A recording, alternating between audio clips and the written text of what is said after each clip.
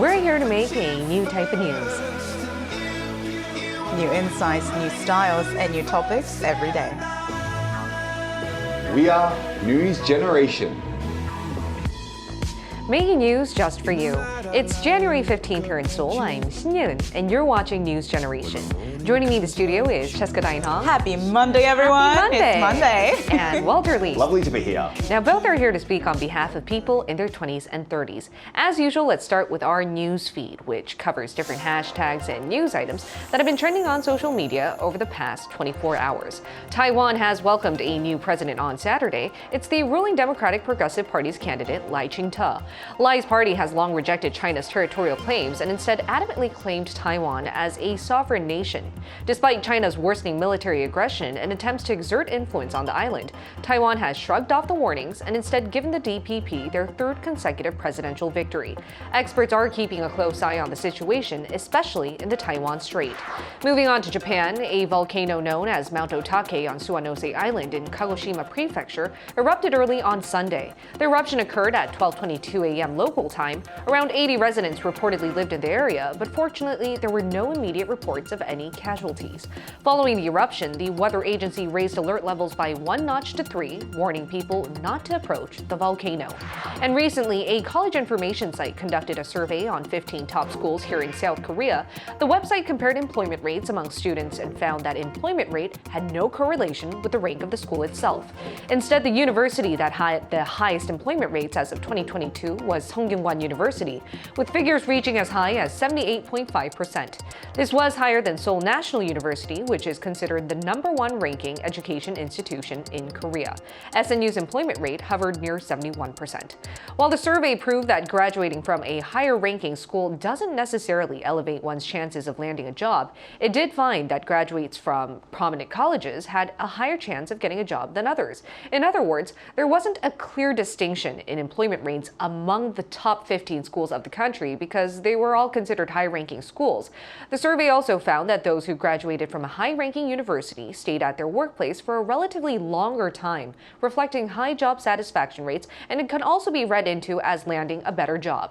Now, some netizens who came across this news had different opinions. Some said we're now living in times where the name value of a college isn't that important, but others pointed out to how going to a better college improves your chances of landing a better job. Some even asked if one would go to a lower-ranking school just because they wanted to get a job. Now, here in the studio, I think this is still a controversial issue that many, especially from our generation, should be thinking about. What are your thoughts on that? Well, yeah, I definitely think that, going to a high-ranking school does not mean you should be first in line for a good job. I really don't think that actually it doesn't, how can I say, doesn't really correlate to what you've done in the past. Like, you could be going to a high-ranking school and still have the worst mark out of the whole class. So that doesn't exactly mean that you're the best person for the job.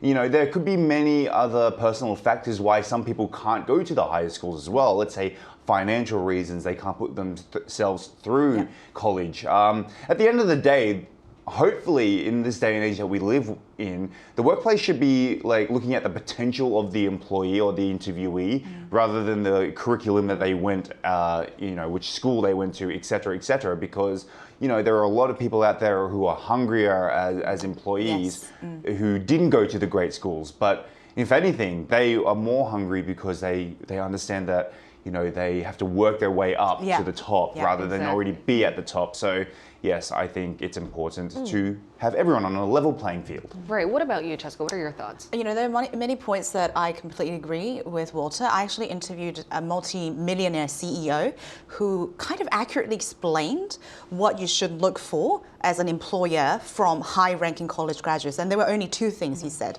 One is supposedly their work ethics, because job is literally you're given a task and you're supposed to complete it on time, right? So college is a rehearsal for that. So all these high-ranking colleges means you are able to sort of endure the competition and actually get the workload completed on time.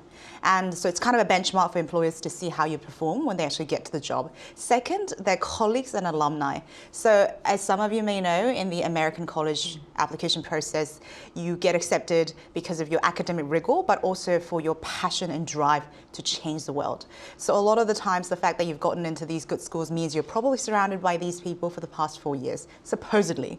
So these are the things that sort of people should assume as an employer when you are trying to look for college graduates from high-ranking colleges. However, as Walter said, and I too went through a rigorous competitive college, but I saw a lot of dropouts and people with problems. So it's really not for everyone. And how they perform really at the job has very little or sometimes no correlation to how they perform at the colleges. However, I can't really say that there is no correlation, to be honest. To be honest, it's only fair because we are living in a hyper-competitive society, and depending on which college you go to, it does stratify or classify where you are in terms of your intelligence or your academic performance. But at the same time, I do agree that society needs to take a turn and sort of focus more on the skill sets one can offer rather than just focus on the name value from which school they graduated. But switching gears to the main discussion topic of the day now, 2024 is the year of the Blue Dragon.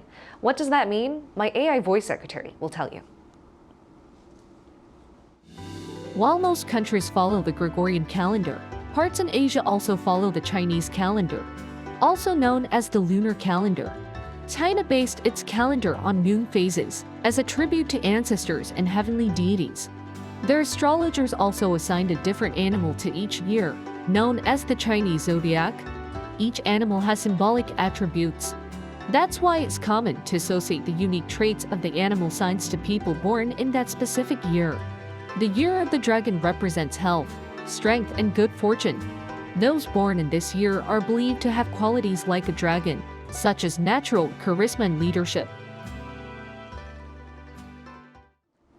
2024 is the year of the dragon, and Walter, I know this year is even more meaningful for you because you were also born in the year of the dragon back in 1988.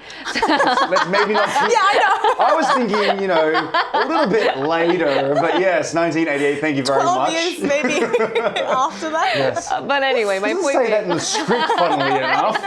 I just squeezed that one. Yeah. But anyway, because you were born in the year of the dragon, could you walk us through any attributes people from this year, for the year of the dragon, have? Right. Okay, yes. So yes, it's true. I am a dragon, and I was born in 1900. And so yes, one of the coolest zodiac signs, I think. Oh, and come some on. of them are. Listen, it's one of the coolest ones, I reckon. Come on. Some main characteristics that might come with so-called dragons are leadership, initiative, and confidence, which is nothing like me.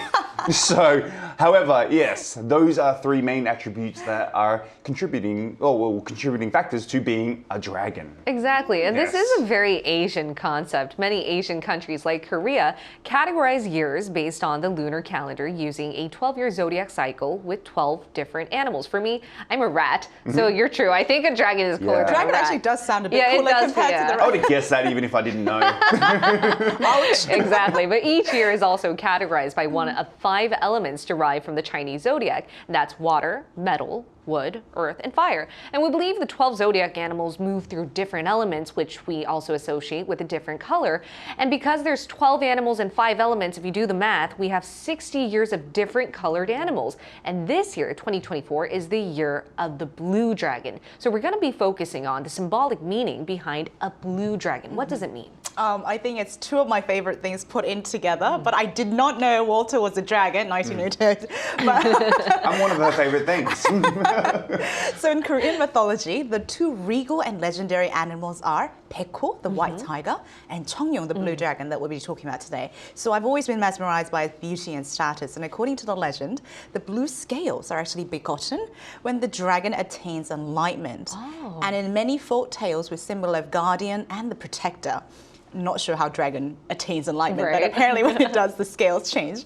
So among the dragons, the blue dragon is the almighty one, symbolizing omnipotent strength and wisdom, beloved and revered by many, including myself. I see. And given that this is an Asian concept rooting from Chinese astrologers, I think our viewers from other parts of the world may not be familiar with how we here in the region view dragons. So why don't we compare how Asian countries view dragons compared to those in the West? Yes, first I agree with Jessica saying that she was mesmerized by the beauty and status of the dragons because we are beautiful and we have great status. Wasn't referring to you. Yes, you were.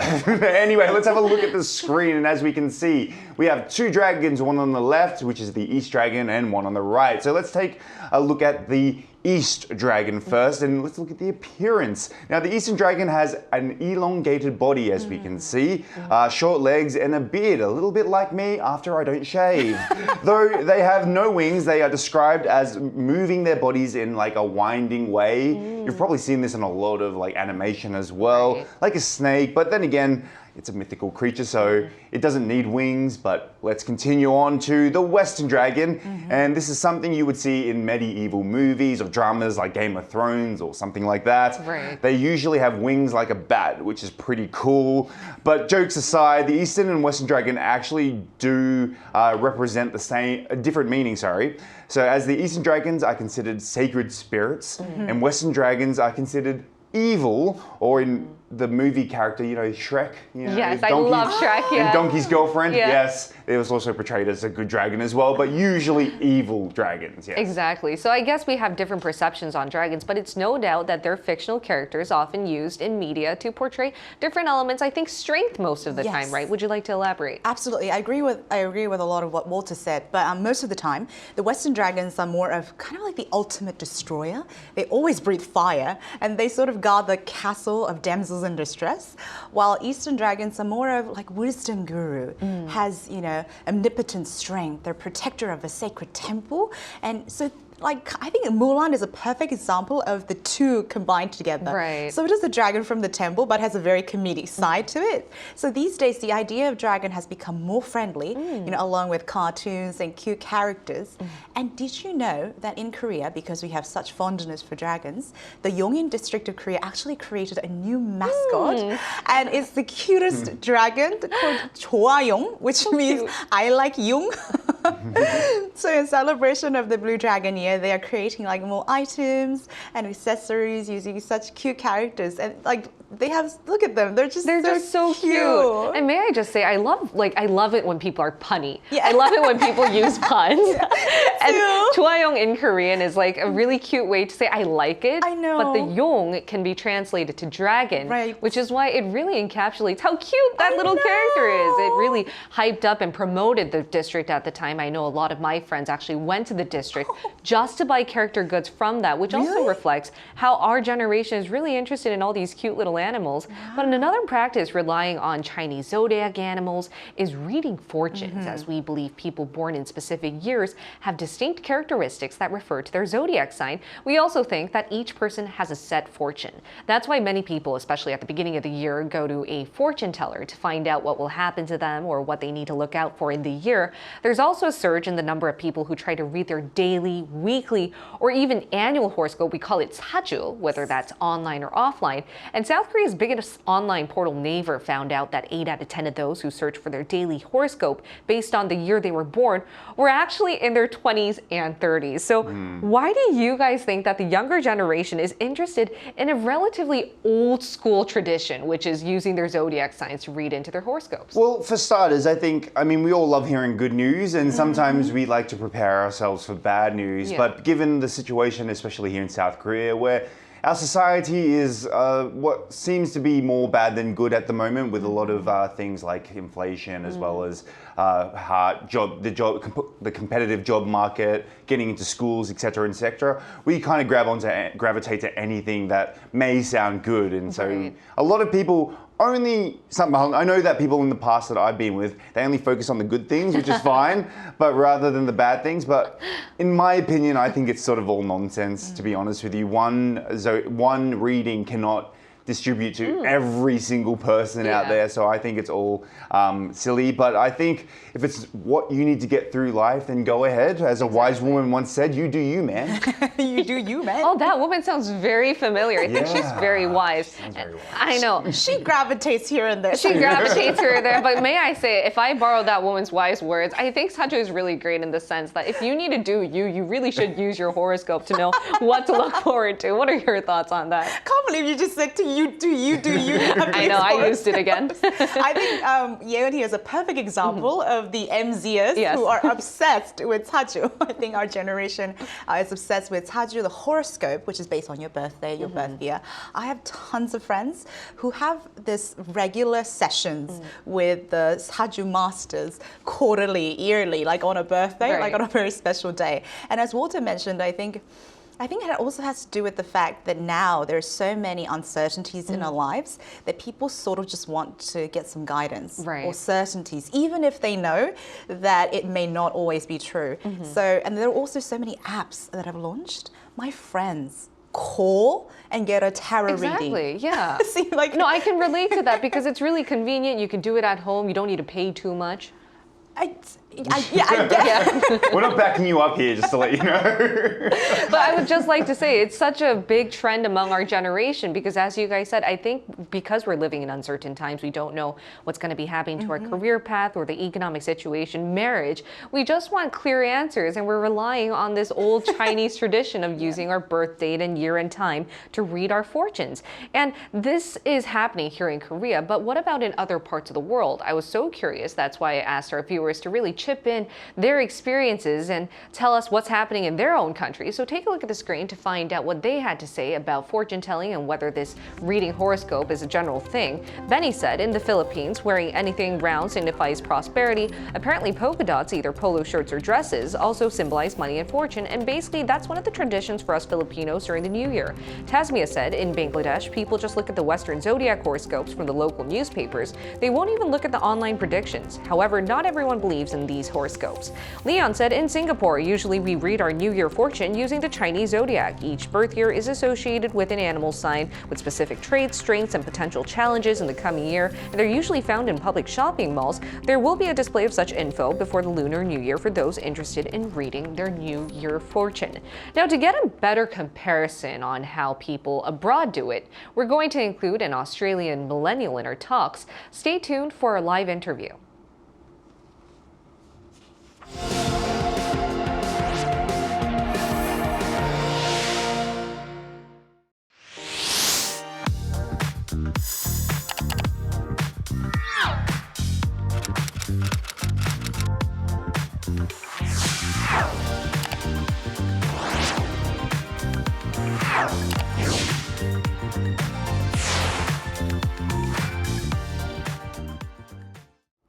To better find out what global millennials think about Koreans associating themselves with specific zodiac animals, we're going to include Farnaz Pirstedt. Farnaz has lived in Korea for a while and now is in Australia. She's working as a content creator at Melbourne at the moment, so welcome, Farnaz. Hello, thank you for having me.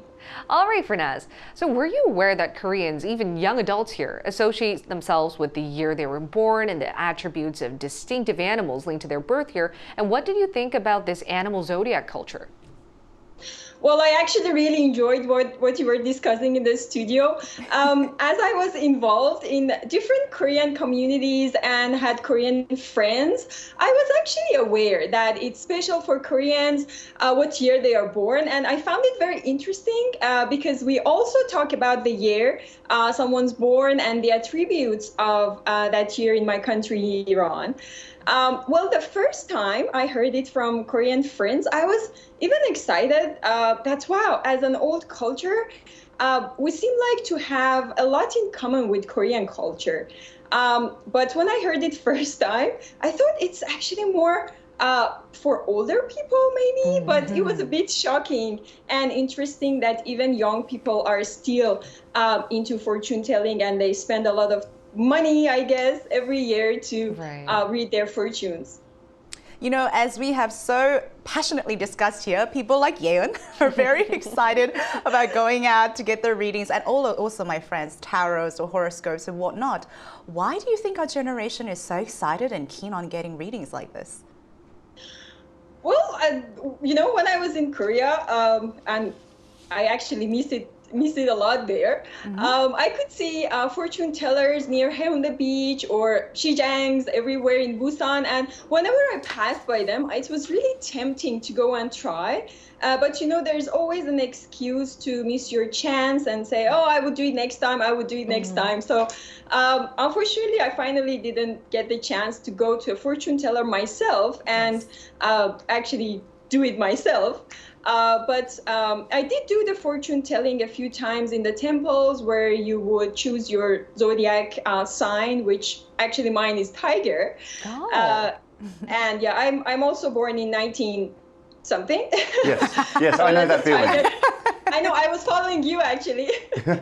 Just quickly, sorry, just because we're running out of time, it is the year of the Blue Dragon. In light of that, any hopes that you have yourself personally, and is there one attribute of the dragon you'd like to practice this year? Well, probably it's just that I actually would love to probably blow fire out of my mouth. I'm just joking. Yeah, so this is, I guess the blue dragons are very ambitious and powerful, and these are two attributes that I really would love to have and need for the new year ahead of me. And I heard that while dragons have excellent social skills, they prefer to spend more time alone. I mean, sometime, not more time, sometime alone. And these characteristics so much resemble me. I would love to create contents outside, but at the same time, have my alone time. But I guess like having more ambitious and having more power is something I would love to have. Exactly. Hopefully we'll see the best qualities of a tiger and dragon mesh for you this year, so you can have a wonderful year in 2024. Thank you so much. It was a pleasure talking to you today. Thank you so much. Thank you. All right, and before we end off, any tips or pointers you'd like to give our viewers or young people in Korea who are thinking of reading their fortune based on their zodiac animal or the birth year date of...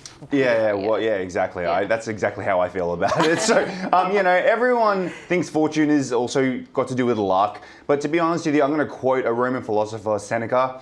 Luck is what happens when preparation meets opportunity, so don't wait for it to happen to you, go out and pursue it. Oh, that's a really nice quote. I'll take that into heart. What about you, Cheska? You know what? Going off with quotes that I'm going to quote Bob Ross, the painter, and says, everything start with happy little accidents. Be open to all the wonderful things in 2024. That's really nice. So even though we are going to take into account this decades-long, years-long tradition of reading into zodiac animal signs and attributing different personality traits here, let's take it into heart. At the same time, open ourselves up for new opportunities. Now, in the meantime, we'll be here every day from 9:30 to 10 a.m. Korea time, bringing you more topics young people are talking about.